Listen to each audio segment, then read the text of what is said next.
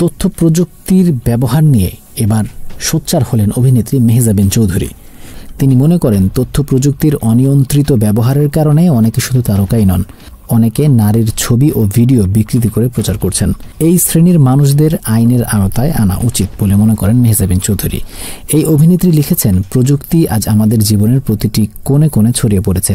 আমরা অনেকেই এর ভালো দিকগুলো নিয়ে আশাবাদী, কিন্তু এর অন্ধকার দিকটাও তো আর অস্বীকার করার সুযোগ নেই। এআই এখন বিশ্বের সবচাইতে শক্তিশালী প্রযুক্তি, কিন্তু এটা যখন ভুল মানুষের হাতে পড়ে তখন তা ক্ষতির কারণ হয়ে দাঁড়ায়।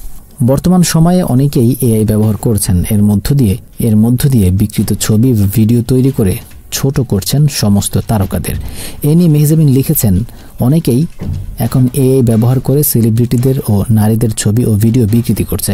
এগুলো ইন্টারনেটে ছড়িয়ে পড়ছে, আর যারা বুঝতে পারে না এগুলো ভুয়া, তারা বিশ্বাস করে, মন্তব্যও করে, অপমানও করে।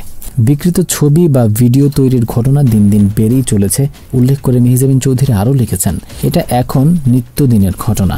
এমন মানুষদের সংখ্যা বাড়ছে যারা সারা দিন ধরে শুধুই এসব করে বেড়ায়। তারা ভুল তথ্য ছড়ায়, বিভ্রান্তি তৈরি করে, মানুষের ব্যক্তিগত গোপনীয়তা লঙ্ঘন করে।